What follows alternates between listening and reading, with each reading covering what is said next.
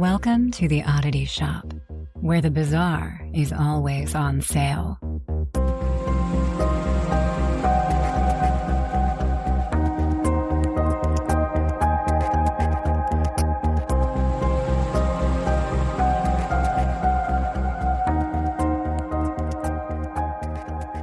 All right, everybody, welcome back to the Oddity Shop, or welcome to the Oddity Shop if you're new here, if you're old here, if you are being forced to listen to it by me or Kara because we have no other listeners.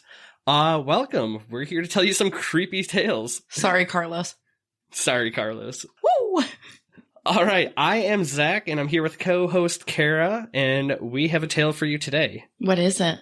The tale is Eastern Airlines Flight 401, which is a little bit of a sad story to start, but we get into a little bit of a creepy ghost action today. I don't know about this. I am going to set the scene for you. I want you to feel like you are part of the experience, all right? So you get on a plane. You're flying from New York to Miami.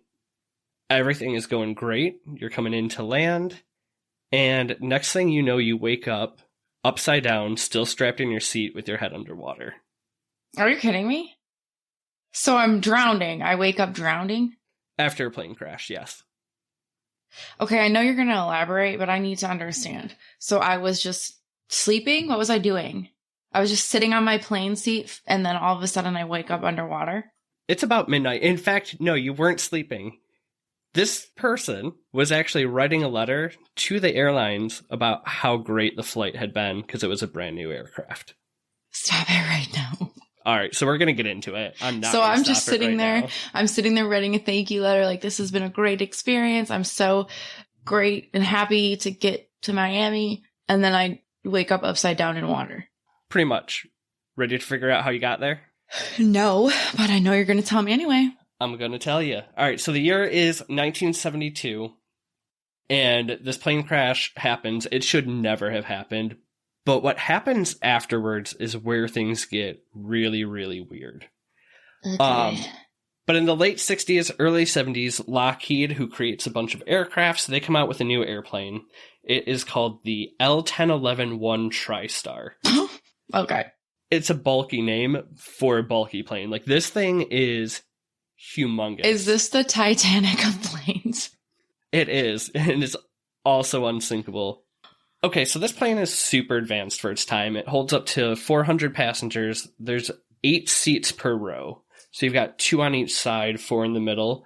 It also has 2 levels. Okay. In the lower level is a lounge, a kitchen, and it actually has 2 elevators that go up and down. But these elevators are like teeny tiny. This is unnecessary. It's all part of the plane. It's brand new. Top of the line. Is this supposed to be like a luxury plane? No, it's pretty much just a standard passenger flight. So it's affordable to all? Yeah. I mean, it's just standard flight. But they made very few of them because it was really, really expensive to build. That comes back later. December 29th, 1972, 8:30 p.m., the Eastern Airlines flight leaves New York heading to Miami. Of the 400 capacity, there's only 176 on board because New York actually had really bad weather right before this happened. Oh, God. 13 of the 176 people are crew members. So, like I said at the beginning... Wait, hold on. I'm sorry. There was bad weather in New York, so that's why all the passengers didn't get on? Yeah, like a lot of people didn't even show up to the airport because the weather was bad getting there. Okay. Right, or like other flights coming into New York were canceled. This thing just wasn't at when full was capacity. This? 1972, December 29th. December, so it's probably snow. Okay. Yep. So everything goes really smooth. Takeoff goes well. Like I said, one passenger even starts to write a letter to Eastern Airlines to applaud them for how comfortable and safe he felt on their new airplane. Oh. As the plane comes into land, though, things take a little bit of a deadly turn. He jinxed everybody. He jinxed everyone. Oh. But let's talk about the cockpit first. So the cockpit on this plane has 4 seats instead of the standard 2. On this night, December 29th, 1972, we have the captain, Bob Loft. Bob Loft is 55 years old, and he has clocked over 30,000 hours of flight experience. I can't even comprehend that. No, I mean, they say, 10,000 hours for mastery of something, and this guy is 3 times that at 55. Is that what they say? Yeah. We're not going to be good at this for a while. It's going to take us a minute, but thanks for coming along on the ride, guys. But Bob is known as being confident. He's known as being a perfectionist. Like, this guy knows what he's doing behind the controls of the plane. His co-pilot is Bert Stockstill. He's also really experienced, not anywhere near Bob Loft, but he knows what he's doing behind the controls. They also have on board Don Repo. Don Repo is a flight engineer, and he's known as being really soft-spoken and really approachable. And finally, the last guy in the cockpit has no business being in the cockpit other than the fact that he's an employee of Eastern Airlines and he needed to get to Miami. It's a new plane. They invited him up front.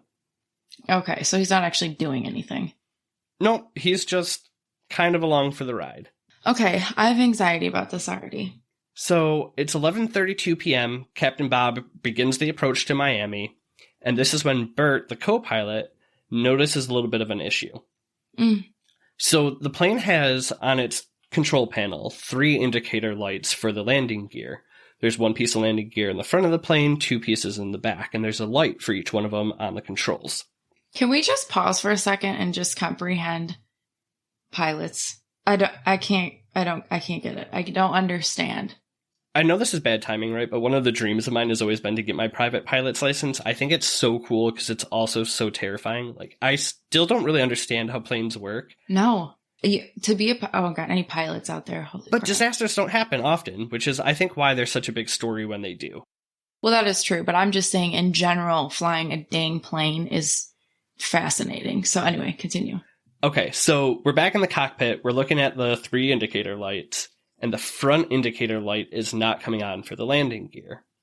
Bob radios the flight control tower, and they tell him until they can confirm that the landing gear is down, they need to get out of the way of other incoming traffic, and he tells them just to do circles over the Everglades. Oh, I don't like this. So the pilots begin circling over the Everglades. They put the plane in autopilot while they work to resolve the issue. So autopilot should have kept them at 2,000 feet going at a single constant speed. They can come off the controls. They can figure out the issue. The crew, knowing that the plane was brand new and it had already been like completely checked out top to bottom, everything was fine with it, right? They kind of determined that it's not faulty gear, that it's a faulty indicator light causing the issue. So Bob and Bert and the other 2, Don Repo and the guy who shouldn't even be in there, right? That poor guy. They are trying to repair the light. So they are taking it out, they're plugging it back in, and then Bert takes it out and plugs it back in sideways, breaking not only the light, but the entire socket. Oh. Now they have no way. Like they have no controls? Or just the light. So they were trying to fix the light to get it to turn on. But you technically can't land unless all 3 of those lights are working? Right. You need to know if you have landing gear. But there's one other option. Okay. They realize that the only way to see if the landing gear down is to physically see it. So in the L10-11-1... I really hate this all already. There's a trap door in the cockpit. Nope. It's literally called the hellhole. Yep, nope. So going down into this hellhole goes down to the lower level I was telling you about earlier. It's behind the lounge, but there's a tiny window that looks out to the front of the plane. So technically they should be able to see if the landing gear is down. Engineer Don Repo, he's the one who has to go down into the hellhole. Oh, God. It's a tiny little trapdoor. It goes into a tiny area. So Don gets up and he begins the descent down into the hellhole. We're going to go outside the plane now. Oh, no. So there's 2 gentlemen fishing in the Everglades late at night. Oh, no. It is completely pitch black, and It's only light they have... 11:30-ish? It's going on. Oh, it's midnight. later now. Okay. Yep. It's actually about 11:40.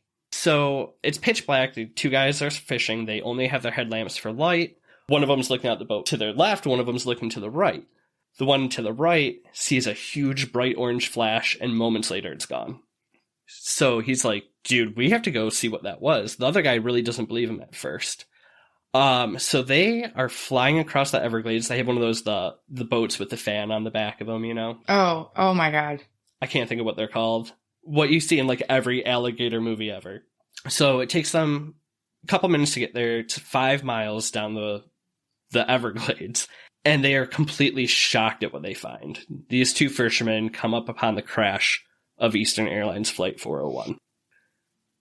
All right, we're going to leave the fishermen for a minute. We're going to go back inside the plane. As Bob turned around to tell Don to go down into the hellhole, his knee hits the controls. It only takes a few pounds of pressure at this point to disengage an autopilot. I can't with this story. So the plane starts to go into a slow descent instead of staying at a constant altitude. But it was descending so slowly that not one person noticed. It just slightly cocked it down. Being over the Everglades, it's completely pitch black, so nobody knew that they were kind of coming up upon the ground. Except for Bob. Bob notices in the last couple seconds, he tries to pitch the plane up. It's too late, and at 11:42 p.m., the plane crashes into the ground. It explodes into a bright flash of orange light, but it's quickly extinguished because of the watery Everglades. So that's why the fisherman sees a bright flash that immediately goes away. Okay, I hate this. Back to the fishermen. They come up on the scene, and it's wreckage, bodies all over the place. Most people are dead. Some are alive and screaming. The fisherman described body parts everywhere. Can you imagine you're just like out late night in the Everglades, just getting some fish, getting what fish are there? I don't freaking know. You're getting some fish. You're just chilling with your homie. And then that's what I was going to say row up on, but they kind of drove. And then that's the sight that no. Mm-mm. Yeah, they're shocked. They're able to save one person. This person was trapped in his chair upside down with his head underwater. Their flashlights hit him and they realize he's alive. So they get this guy back into their boat. This is the gentleman who was, of course, writing a letter to the airline about how safe he felt on the flight. How many people were on this? 78 or something? There was 176. Of the 176, 75 people were saved by the fishermen and the Coast Guard, but 101 people, including all 4 in the cockpit, lose their lives. Okay, I thought I see what you mean. They found that guy first. They saved him first. I thought you meant they only saved one person. Nope, they save him first. Okay. They take him. I don't know where the nearest land is, right? But they're able to get a hold of the Coast Guard, and then the rescue starts. So 75 of 176. So it's it's sad, and it's all due to what's insane to me is it's a really, really experienced pilot. So who knocks this? Are they ever able to figure out what was wrong with that light? No, because they broke the light. Remember when they were trying to fix it? But do they actually really think that it was just a faulty light? It was a faulty light because upon getting to the wreckage, all 3 pieces of landing gear were out. Oh. So after the crash, really horrible. It's horrible. It's just a sad story. I mean, this is a couple days after Christmas. Oh my God. People are probably still traveling to their family for like the holiday. Absolutely. Oh. So after the plane crash, the aircraft, as typically happens when there's crashes or accidents, it's retrieved and they start to put everything back together to figure out what happened, right? So that's when they're able to pull the black box and match when the plane started descending up with when Bob turns around. There's an alarm that happens when they're getting close to the ground, but it only goes off for 5 or 6 seconds. And these guys are so preoccupied with Don going down to the hellhole to see if they could have the landing gear, and the alarm is just, unfortunately, it's not very loud.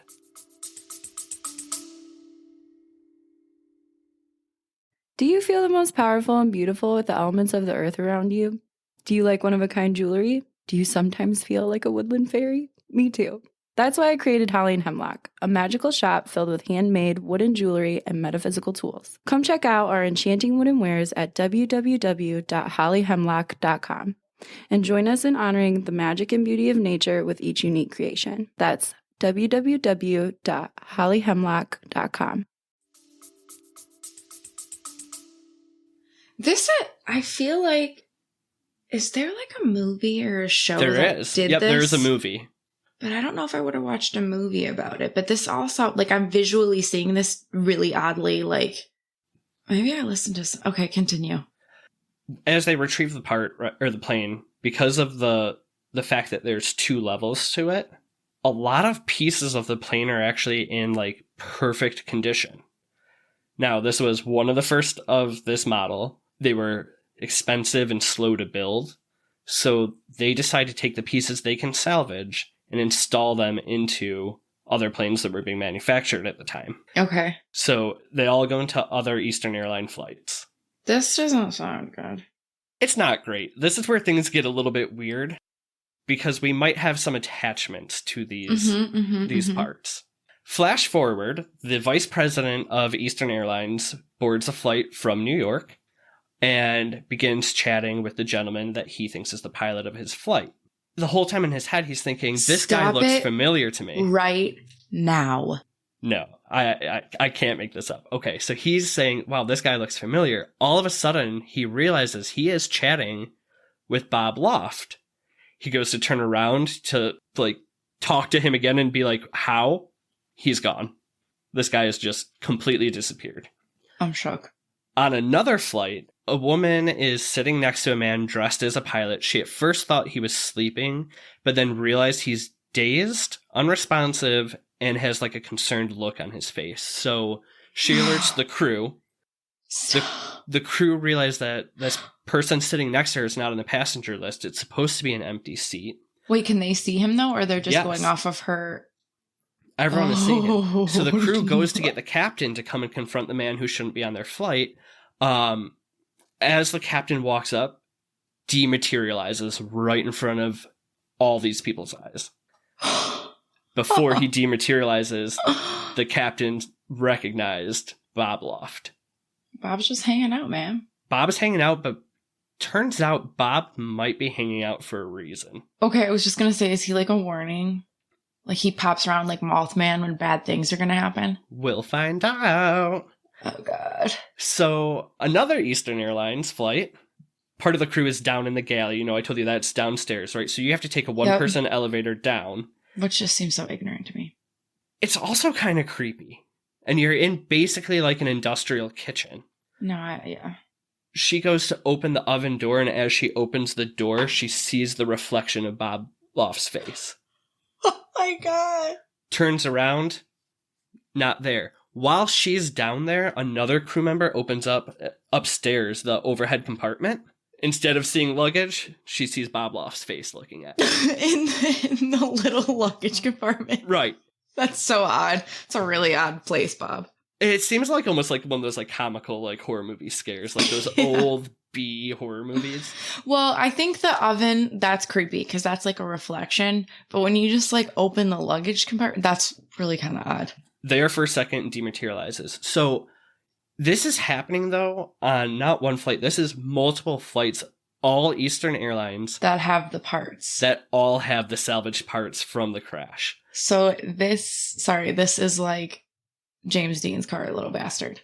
Oh yeah, for sure. This is where though, like you said, you thought Bob was kind of a warning, right? So I have 2 specific flights to talk about with that. Oh my God.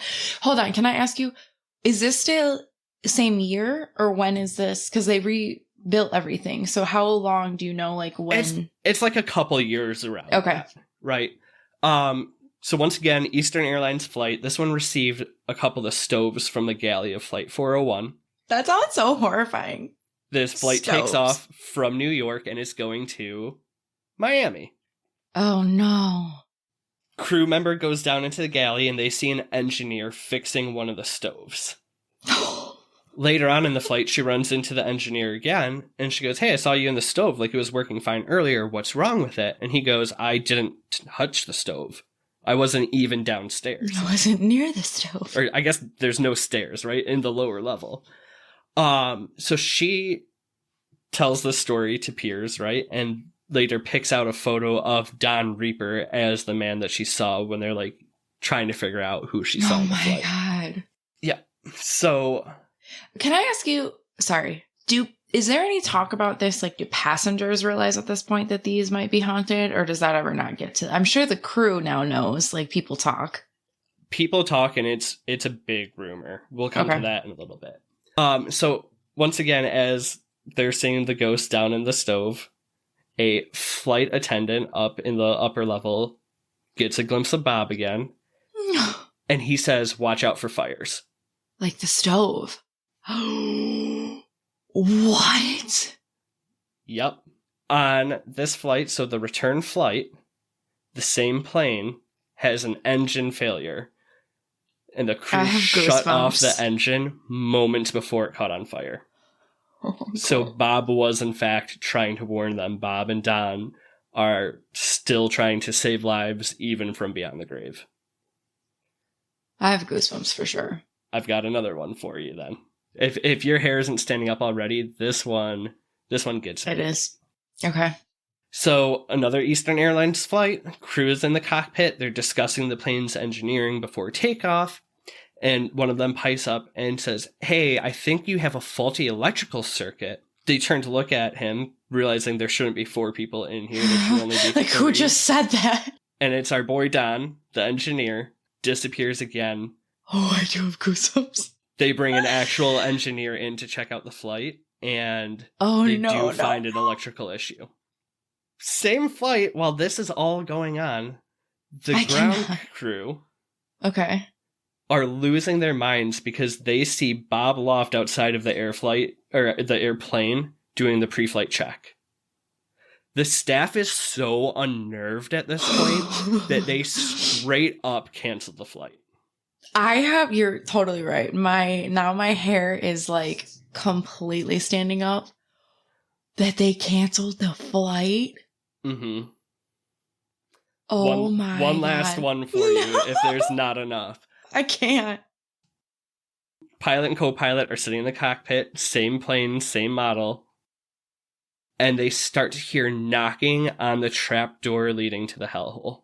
Oh my God. Was it 3 knocks? They open it up. Don is there, staring up at them, instantly vanished. At this point, the stories are running rampant, so they're like, right. We need to check out this plane. They discovered an issue that could have caused a serious accident, and the plane could have created mass casualties. Now, unfortunately, the research I have didn't explain what the issue was.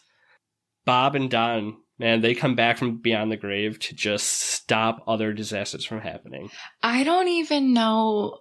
I have no words. Like you said earlier, the ghost stories are now traveling. It's running rampant. Is it like haunted hotels where people are like, I want that haunted room, or they're like, I want the haunted flight? I feel like it could have been, but like a haunted hotel room on the ground is one thing. It's completely different. You can leave. And these guys are kind of showing up around issues, right? Oh, that is true. So nobody really wants to be on this. The airline is getting a little bit of bad publicity around it.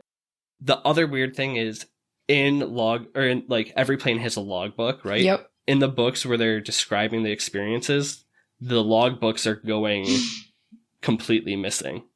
Wait, that's weird. Right? But why would they go missing? That I have no explanation. I was thinking that you were going to say there was like extra things logged. No, they just disappear. So the staff is told not to discuss their personal experiences or any of the stories they heard. Right now, the airline is like, we're shutting this down. All the salvaged parts from Flight 401 are removed from planes that are still in the air. I'm actually surprised. The hauntings immediately stop once they do that. Do the issues? In a way, yes. So because of the Flight 401 crash, there's actually a lot of new regulations that come out, making the autopilot system much harder to disengage. Added louder alarms that sound louder and longer. Okay. And they add different systems to let pilots know when they're going off course. So there's actually, even though it's super tragic, there's some good that comes out of this. Okay, so, I'll let you finish. That's really it. Okay. Honestly, that's where we finish it. The hauntings stop. They kind of squash the story, and Bob Loft and Don are free from working for eternity. Okay, so obviously they were like trying to save lives and warn people of the issues that were going to continue to happen.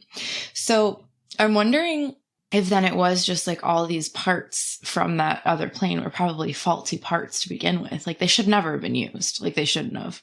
I think there's obviously some sort of large electrical issue, right? Yeah. So, but the airlines, of course, they're going to try to cover it up, and they try to say it's an urban legend, which these people aren't actually seeing the dead crew members. Yeah. But if that's the case, if it's just an urban legend, why does the airline go so far to remove those parts from other planes? That's what I was going to say is actually kind of surprising because, I mean, obviously know how big corporate companies go, especially that. Like, they're not going to, like, you, I don't know. They're not going to willingly lose money over what they don't believe to be true. Right. But also, it's really creepy that a whole staff of an airline would just cancel. They're like, we're not doing this. That's like, very alarming. If it was just like the one person in the lower part of the plane who saw his reflection in the stove, like that's less believable than 3 or 4 people trying to wake up this man who is and passengers. It's not even like they probably didn't even ever hear about this. Right. That was one of the first sightings. Right. Ugh. He's manifesting and being seen by multiple people and then also vanishing in front of their eyes. It's not like they're looking away and looking back and he's gone. He's just straight up dematerializing once they recognize him. Horrifying. And think about that. Like that lady sitting next to him. No. Okay. You're in a plane. Nope. You can't really move seats. So now she has to sit for the rest of the flight. Listen, I'm sitting on somebody's lap. Figure it out. Who wants to volunteer? I'm sitting on your freaking lap. You'd be going out the exit door. You'd be Kristen Wiig in Bridesmaids when she's freaking out saying she just saw somebody on the plane wing. I don't really remember that movie because I thought it was really stupid. Anyway. Our friendship just ended. No, it didn't. It absolutely did. You haven't seen like any of my favorite movies. That's because they're all terrible. How would you know? Anyway. But what I was saying is it could just be like they're haunting this aircraft because of pieces of where they like, you know, whatever. But it seems more like they're just warning it because these pieces are bad. Like they shouldn't have been put in this new plane. Because then you said it stopped. Right, it stops. I think it's really cool though is that Bob and Don, both highly experienced individuals in life, right? They cause this accident, but in the afterlife, they're devoted to saving other people's lives. Yeah, that is really... I think there's something just really interesting about that. Like, they almost had an unfinished mission. Yeah, because they didn't mean to cause 100 and something deaths. That's so terrible. I want to speak to this man that was writing that letter. Did you read any accounts of, like, what... That's the only, like, survivor story I could find. That's freaking wild. And that's the story of Eastern Airlines Flight 401. That's like so horrifying. I've never in my entire existence thought of a flight, like an airline flight, being haunted. Well, good luck not thinking about that the next time you step on a flight. You might just see Bob Loft staring at you. Oh God, I'm not gonna sleep tonight. All right. Well, hey, thanks for listening. It was I really enjoyed that story. I think it was the perfect amount of creepiness. Oh, it's definitely, but like a good creepy. Right. It has a happy ending. They came back to help everyone. Absolutely. But let us know what you think. We'll have our socials linked down in the show notes. We'll also have the references if you want to learn a little bit more about Flight 401. But if you're still here, still listening, thanks for sticking around this long. And we appreciate you. We do. We truly appreciate you because we have no idea what we're doing, but we're doing it the best we can, damn it. Creep it real, you little oddballs. Talk to you next time. Bye. Bye.